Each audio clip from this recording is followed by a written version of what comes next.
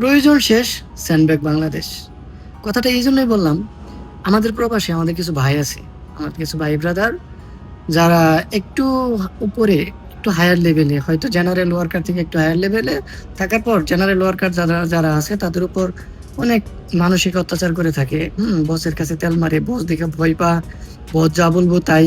হ্যাঁ, এতটাই ভীতু থাকে, এতটাই মান্য মান্য করে এবং আনুগত্য প্রকাশ করে।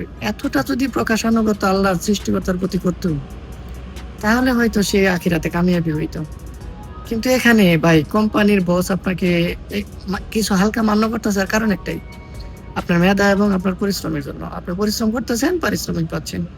কিন্তু আরেকটা ভাইকে আপনি পিছনে গিয়ে কথা বলা, হ্যাঁ? বিভিন্ন ধরনের ভয়ভীতি দেখানো, ক্ষতি করা, এগুলা করে কি লাভ ভাই? আজকে আছেন, কালকে আপনি নাও থাকতে পারেন। বস আপনাকে আজকে রাখছে কারণ আপনার প্রয়োজন। প্রয়োজন শেষ, সেন্ড ব্যাক বাংলাদেশ।